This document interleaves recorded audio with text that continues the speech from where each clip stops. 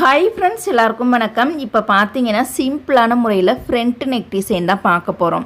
அந்த front neck பார்த்தீங்கன்னா we ஷேப்பில் வந்துட்டு ரோப் வந்திருக்கும். சில பேர் அதை வந்து டபிள்யூ நெக்குன்னு கூட சொல்கிறாங்க. ஆனால் அந்த நெக்குக்கு என்ன பேர்னு எனக்கு தெரியாது. அந்த டிசைன் தான் இந்த வீடியோவில் நம்ம கற்றுக்க போகிறோம். தச்சு படிமான தையல் போட 1.5 இன்ச் எடுத்துக்கலாம். ப்ளவுஸோட முழு உயரம் பார்த்திங்கன்னா நம்மளுக்கு வந்து 14.25 இன்ச் வருது. ஷோல்டர் இணைக்கிறதோட சேர்த்து கழுத்து அகலம் பார்த்திங்கன்னா நார்மல் அளவு தான் நான் எடுத்திருக்கேன், 2.25 இன்ச்சு. ஷோல்டரோட கட்டிங் அளவு 3.5 இன்ச் எடுத்துக்கலாம். ஆம்கோல் கட்டிங் அளவு 5.5 இன்ச்சு.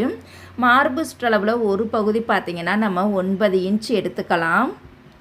சைடில் பார்த்திங்கன்னா 3 தையல் போடுவதற்கு நம்ம வந்து 1.5 இன்ச் எடுத்துக்கலாம். இதை இப்போ தனியாக நம்ம வந்து எடுத்து வச்சிடலாம். இது பிரின்சஸ் கட் ப்ளவுஸ் தான். இந்த டிசைன் பார்த்திங்கன்னா நம்ம 3 டாட் ப்ளவுஸுக்கும் தைக்கலாம். ஃப்ரண்ட் ஓப்பன் அந்த நெக்குக்கும் நம்ம வந்து தைக்கலாம். பேக் ஓப்பனுக்கும் தைக்கலாம். எப்படி வேண்டுமானாலும் தைக்கலாம். இப்போ கேன்வாஸ் நம்ம 2ஆக மடித்து போட்டிருக்கோம். கழுத்து அகலம் பார்த்திங்கன்னா நார்மல் அளவு தான் எடுத்திருக்கோம். 2.25 இன்ச் எடுத்திருக்கேன். முன்கழுத்து உயரம் பார்த்திங்கன்னா நம்ம 8 இன்ச்சும் எடுத்துக்கலாம், 7.5 இன்ச்சும் எடுத்துக்கலாம். நான் ஆல்ரெடி உங்ககிட்ட சொன்ன மாதிரி தான் ஃப்ரண்ட்டில் வந்து கொஞ்சம் நம்ம டிசைனாக தைக்கிறோம் அப்படின்னா 7லேருந்து 8 இன்ச் வரைக்கும் நம்ம வந்து எடுத்துக்கலாம். கீழே அகலம் பார்த்திங்கன்னா நம்ம வந்து 2.25 இன்ச் எடுத்திருக்கோம். மேலே இருக்கக்கூடிய கழுத்து அகலம் 2.25 இன்ச்சும் கீழே இருக்கக்கூடிய அந்த அகலம் பார்த்திங்கன்னா 2.25 இன்ச்சும் எடுத்திருக்கோம். அதுக்கு மேலே ரொம்ப டீப்பாக போக வேணாம். கழுத்து அகலமே பார்த்திங்கன்னா ரொம்ப டீப் அகலமாக வைக்காமல் நார்மல் அளவில் தான் நான் வந்து எடுத்திருக்கேன். கீழே இருந்து மேலே பார்த்திங்கன்னா ஒரு 3 இன்ச் ஹைட்டில் வந்து நம்ம மார்க் பண்ணிக்கலாம். இந்த இடத்துல தான் ஒரு வி ஷேப் மாதிரி நம்ம வந்து கொடுக்க போகிறோம். அதுக்கு மேலே ரொம்ப ஹைட்டாக வந்து 4 இன்ச் 4.5 இன்ச்செலாம் கொடுக்க வேண்டாம். கரெக்டாக 3 இன்ச் நம்மளுக்கு கரெக்டாக இருக்கும். இல்லை எனக்கு இன்னும் கொஞ்சம் இறக்கி வேணும் அப்படின்னா நம்ம ஒரு 2.5 இன்ச் கூட நம்ம எடுத்துக்கலாம். இந்த வளைவு ஸ்கேல் வச்சு தான் நம்ம வந்து அந்த ஷேப் வந்து நம்ம வந்து வரைய போகிறோம். இது நார்மலாக ஸ்கேல் யூஸ் பண்ணியும் வரையலாம். ஸ்கேல் யூஸ் பண்ணாமல் ட்ராயிங் நல்லா வரும் அப்படின்னாலும் நம்ம வந்து வரைஞ்சிக்கலாம். இப்போ பாருங்கள், நான் ரவுண்டு ஸ்கேலை வச்சு தான் அதோட ஷேப் வந்து நான் வரைஞ்சிருக்கேன். கழுத்து அகலம் பார்த்திங்கன்னா டீப் அகலம் வந்து வேணும்னு நினச்சிங்கன்னா நம்ம வந்து 2.5 இன்ச்சும் எடுத்துக்கலாம், 2.25 இன்ச்சும் எடுத்துக்கலாம். நான் வந்து நார்மல் அளவு இருந்தாலே போதும்னு நினச்சிட்டு தான் நான் வந்து கழுத்து அகலம் வந்து 2.25 இன்ச் எடுத்திருக்கேன். ஓகேங்களா? இதுவே நம்மளுக்கு அளவு கரெக்டாக இருக்கும். பின் கழுத்து பார்த்திங்கன்னா நம்ம நார்மலாக ரவுண்டு நெக்கு தான் எடுத்துக்க போகிறோம். அதனால் கழுத்து அகலம் நான் 2.25 இன்ச் தான் எடுத்திருக்கேன். பின் கழுத்து நல்லா டிசைனாக வைக்கணும் அப்படின்னா நம்ம வந்து அந்த கழுத்து அகலம் கொஞ்சம் டீப்பாக நம்ம வந்து எடுத்துக்கலாம். மறுபடியும் கீழே மேலே 1.5 இன்ச்சு எடுத்துக்கலாம். பாக்ஸை விட்டு வெளியில் பார்த்தீங்கன்னா ஒரு 1.25 இன்ச்சுக்கு இந்த மாதிரி மார்க் பண்ணிக்கலாம். ஓகேங்களா? இந்த அளவுகள் இருந்தால் தான் நம்மளுக்கு சைடில் வரக்கூடிய டிசைன் வந்து அழகான ஷேப்பில் வந்து நம்ம போட முடியும். இந்த 1.25 இன்ச்சே போதும், நம்மளுக்கு அளவு வந்து கரெக்டாக இருக்கும். பாருங்கள், அதே வளைவு ஸ்கேலை வச்சு தான் இந்த மாதிரி ஒரு ஷேப் வந்து நம்ம போட்டுக்கலாம்.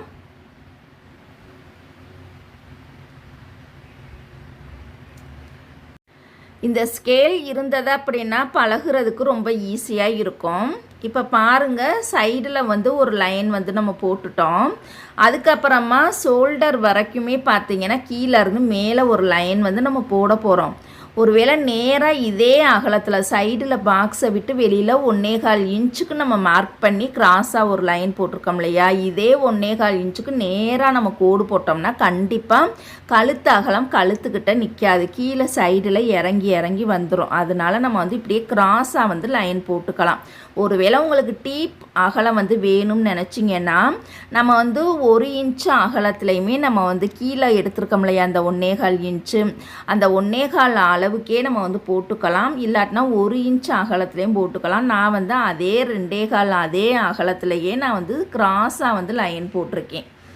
இந்த மாதிரி போட்டோம்னா நம்மளுக்கு கழுத்து வந்து ரொம்ப அகலம் வந்து கொடுக்காது. அதனால நார்மல் அளவுக்கே இப்படியே கிராஸாக லைன் வந்து நான் போட்டிருக்கேன். டீப்பாக வேணும்னு நினச்சிங்கன்னா நம்ம வந்து சைடில் கீழே வந்து 1.25 எடுத்துருந்தோம் இல்லையா? அதே அகலத்துக்கு மேலே ஸ்ட்ரெயிட் லைனாக கூட நம்ம வந்து கோடு போட்டுக்கலாம். நார்மல் அளவு வேணும்னு நினச்சிங்கன்னா நம்ம அதே 2.25 அகலத்துலேயே கிராஸாக லைன் போட்டுக்கலாம். அதுதான், அந்த மெத்தடை மட்டும் நீங்கள் ஃபாலோ பண்ணிக்கிட்டிங்கன்னா ஈஸியாகவே இருக்கும்.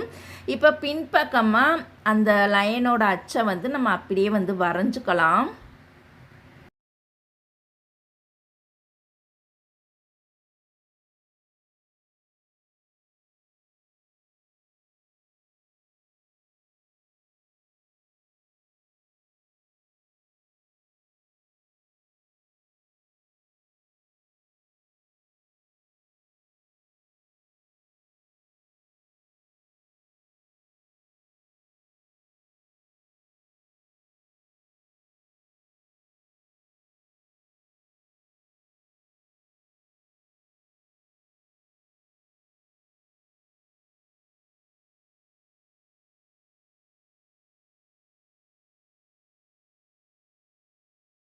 இப்போ நம்ம கேன்வாஸில் இந்த லைன் வந்து நம்ம வரைஞ்சி முடிச்சிட்டோம். இதுக்கு வந்து பார்த்திங்கன்னா ரோப் வந்து கண்டிப்பாக தேவைப்படும். இந்த டிசைனுக்கு நம்ம ரெடிமேட் ரோப் வந்து எடுக்கக்கூடாது, துணியிலே தான் நம்ம வந்து தைக்கணும். அது துணியில் தைக்கும் பொழுது நல்லா மெல்லிசாக கம்பி போல் நம்ம வந்து தைக்கணும். இப்போ ஃபஸ்ட்டு எடுத்ததுமே பார்த்திங்கன்னா நம்ம ரோப் வந்து தைச்சிடலாம். 2 சைடுமே பார்த்திங்கன்னா நம்மளுக்கு இந்த சைடு 1/2 மீட்டரும் அந்த சைடு 1/2 மீட்டரும் 1 மீட்டர் கண்டிப்பாக நம்மளுக்கு ரோப்புக்கு வந்து தேவைப்படும். ரோப் வந்து மெல்லிசாக கயிறு போல், அதாவது கம்பி போல் வரணும் அப்படின்னா நம்ம வந்து த்ரெட் பைப்பிங்க்கு யூஸ் பண்ணக்கூடிய த்ரெட்டு தான் எடுத்துக்கணும். துணியோட சென்ட்ரு பகுதியில் வச்சுட்டு அடியில் பார்த்திங்கன்னா நல்லா ஸ்ட்ராங்காக கெட்டி தையல் போட்டுட்டு அடியில் மட்டும் கொஞ்சம் அகலமாகவே தைச்சிட்டோம். அதுக்கப்புறமா நூலை ஒட்டியே தைக்காமல் நூல்லேருந்து பார்த்திங்கன்னா ஒரு 2 நூல் மட்டும் கேட்போம், 2 நூல் டிஸ்டன்ஸ் விட்டு அப்படியே நேராக நான் வந்து தையல் போட்டுக்கலாம். அப்போ தான் நம்மளுக்கு திருப்பம் பொழுது நல்லா கம்பி மாதிரி ரொம்ப சூப்பராக இருக்கும். நான் இப்போ தச்சு காமிக்கிற மெத்தட் வந்து ஓரளவுக்கு தடிமனாக இருக்கும். ஆனால் இதை விட இன்னுமே நம்ம வந்து நல்லா மெல்லிஸாக தைக்கணும். அப்போ தான் இந்த டிசைன் நெக்குக்கு அந்த கயிறு தான் நம்மளுக்கு மெயினாக தூக்கி காமிக்கக்கூடியது. இப்போ இதை பார்த்திங்கன்னா நம்ம வந்து நல்ல பக்கமாக திருப்பிக்கலாம். சைடில் இருக்கக்கூடிய பிசுரை வந்து வெட்டக்கூடாது. வெட்டிட்டிங்கன்னா நம்மளுக்கு அந்த கயிறு வந்து அப்படியே உருண்டையாக வராமல் அப்படியே தட்டையாக சப்பட்டையாக ஆயிரும். அதனால் சைடில் இருக்கக்கூடிய பிசுரை வந்து வெட்டாமல் அப்படியே ரைட் சைடு பார்த்திங்கன்னா நூலை பிடிச்சி இழுக்கணும். லெஃப்ட் சைடு பார்த்திங்கன்னா கீழே அடியில் இருக்கக்கூடிய துணியை இழுக்கணும். அப்போ தான் நம்மளுக்கு திருப்புறதுக்கு ரொம்ப ஈஸியாக இருக்கும். இது போல் பாருங்கள், அழகாக நீட்டாக நம்ம வந்து திருப்பிக்கலாம். இதை விட இன்னுமே நம்ம வந்து நல்லா மெல்லிஸாக கயிறு போல் தைக்கணும். இப்போ நான் கயிறு எடுத்திருக்கேன்ல, அந்த அளவுக்கு மெல்லிஸாக தைக்கணும். இப்போ நான் வந்து சாம்பிளுக்காக தான் நான் உங்களுக்கு தச்சு காமிக்கிறேன். இதுவே பார்த்திங்கன்னா கொஞ்சம் தடிமனாக தான் இருக்குது. இதை விட இன்னுமே நல்லா வந்து மெல்லிஸாக தைக்கணும். இதே மாதிரி பாருங்கள், 2 சைடுமே நம்ம வந்து கயிறுக்கு வந்து தச்சு ரெடி பண்ணிக்கலாம்.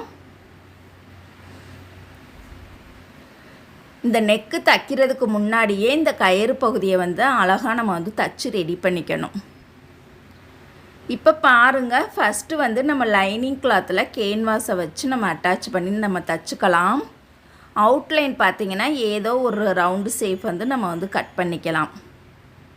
இந்த துணியோட சென்ட்ரு பகுதியில் கேன்வாஸ் பகுதியை கரெக்டாக நம்ம வந்து சென்ட்ரு பண்ணி வச்சுக்கலாம். அப்படியே பார்த்திங்கன்னா உள் லைனும் வெளி லைனும் அப்படியே நம்ம வந்து தையல் போட்டு ரெடி பண்ணிக்கலாம்.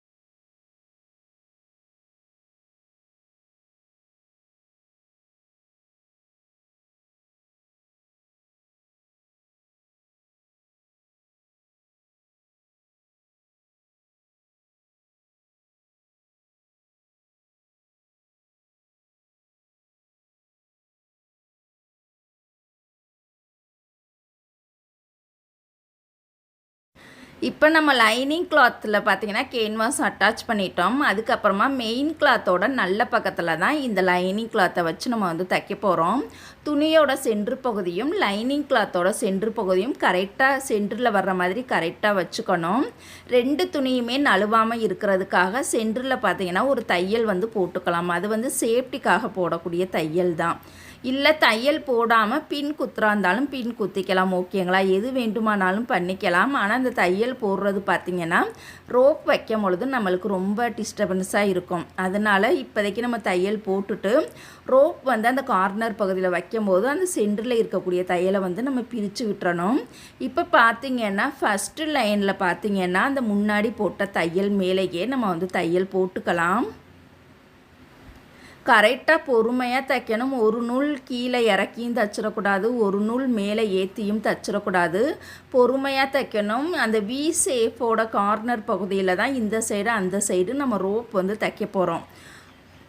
ரோப் தைக்கும் போது பார்த்திங்கன்னா கீழே இருந்து தான் நம்ம வந்து வைக்கணும், மேலே இருந்து வைக்கக்கூடாது.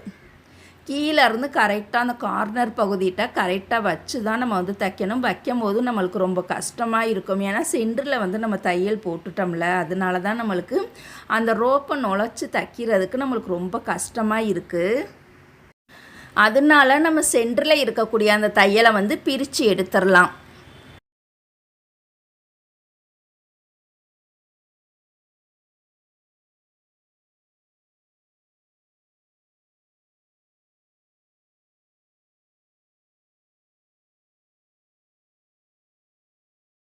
இப்போ சென்டரில் இருக்கக்கூடிய தையலை வந்து பிரிச்சுட்டோம். இப்போ பாருங்கள், ரோப் வைக்கிறதுக்கு நம்மளுக்கு ரொம்பவே ஈஸியாக இருக்கும். கரெக்டாக அந்த கார்னர் பகுதியில் கரெக்டாக ரோப்பை வச்சுட்டு கரெக்டாக வந்து நம்ம தையல் போடணும். அடியிலையுமே பார்த்துக்கணும், அந்த தையலுக்கு நேராக நம்ம கரெக்டாக அந்த ரோப் வச்சுருக்கோமா இல்லையான்னு அப்பப்போ செக் பண்ணி பார்த்துட்டா அதுக்கப்புறமா நம்ம வந்து தையல் போட்டுக்கலாம். இந்த இடத்துல மட்டும் லேசாக நம்ம வந்து கெட்டி தையல் வந்து போட்டுக்கலாம். அந்த சைடு தைச்ச மாதிரியே இந்த சைடுமே நம்ம ரோப் கொடுத்து நம்ம தைச்சிக்கலாம்.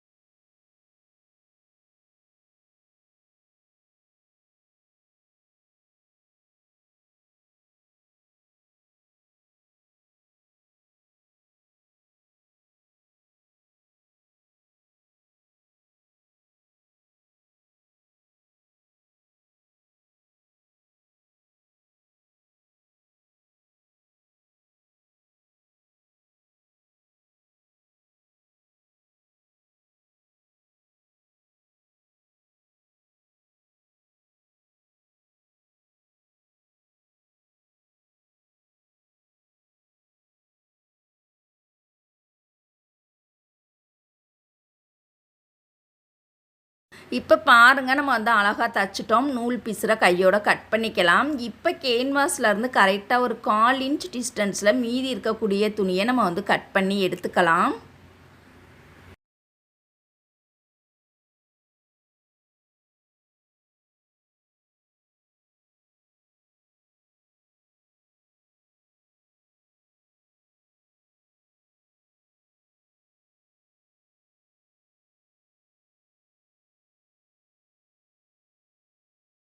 இப்போ ஃபினிஷிங் அழகாக கிடைக்கிறதுக்காக தையலில் படாமல் இது போல் நம்ம வந்து குட்டி குட்டியாக கட் பண்ணி எடுத்துக்கலாம். வளைவு நெளிவு வரக்கூடிய எல்லா இடத்துலையுமே தையலில் படாமல் இது போல் குட்டி குட்டியாக நம்ம வந்து கட் பண்ணிக்கலாம்.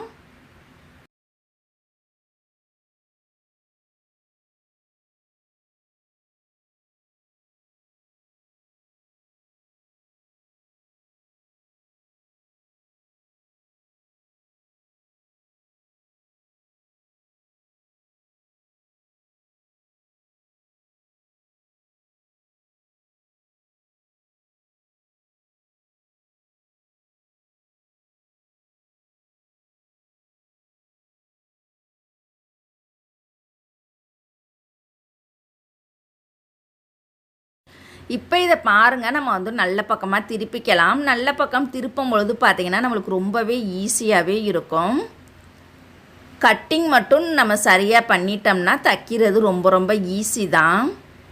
இப்போ பாருங்கள், நம்ம வந்து அழகாக நல்ல பக்கம் அந்த நெக்கோட ஷேப் வந்து எடுத்து விட்டதுக்கு அப்புறம் தான் நம்ம படிமான தையல் போடணும். ஃபஸ்ட்டிலேருந்து லாஸ்ட்டு வரைக்கும் அந்த நெக்கோட ஷேப் வந்து அழகான நீட்டான ஃபினிஷிங்கில் எடுத்து விட்டதுக்கு அப்புறமா நம்ம படிமான தையல் போட்டுக்கலாம். இப்போ பாருங்கள், நம்ம வந்து நல்ல பக்கம் ஒட்டுலே ஓரத்துலே அழகாக நம்ம வந்து படிமான தையல் போட்டுக்கலாம்.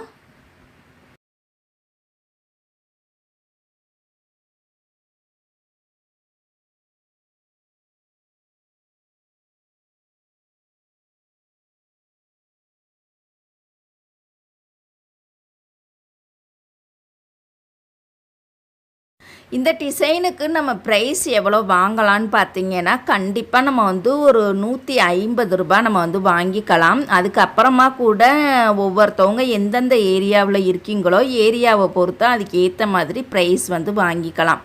ரோப் வந்து நல்லா இன்னுமே நல்லா மெல்லிசாக சன்னமாக தைக்கணும். அப்போ தான் நம்மளுக்கு ஃபினிஷிங் ரொம்ப சூப்பராக இருக்கும். ரெடிமேட் ரோப் எப்படி மெல்லிசாக இருக்கும் அந்த மெல்லிசான அளவில் தான் நம்ம வந்து தைக்கணும். அதுக்கப்புறமா பார்த்திங்கன்னா அழகாக நீட்டாக நம்ம வந்து தச்சுக்கலாம்.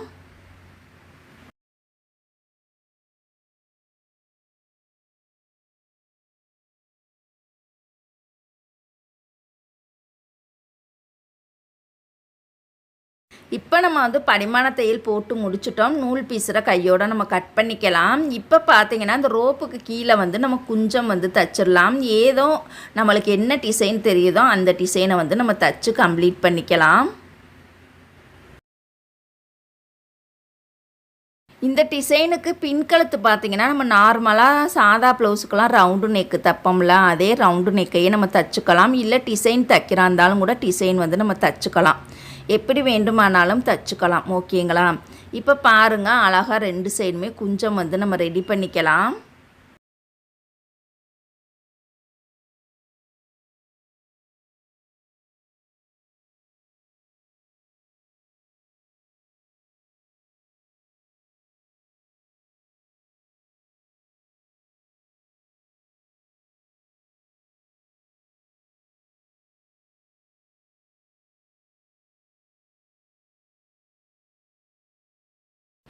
இந்த டிசைன் தைச்சதுக்கு அப்புறம் தான் நம்ம ஃப்ரண்ட்டில் வந்து டாட் வந்து பிடிக்கணும். பிரின்சஸ் கட் வந்து நம்ம தச்சு முடிச்சிட்டோம். அழகாக நீட்டாக நம்ம வந்து அயன் பண்ணி எடுத்துக்கலாம். இந்த டிசைன் உங்களுக்கு பிடிச்சிருந்தது அப்படின்னா மறக்காமல் எல்லாருமே லைக் பண்ணுங்கள். உங்களுடைய கருத்துக்களை கமெண்ட் பண்ணுங்கள். தேங்க்யூ.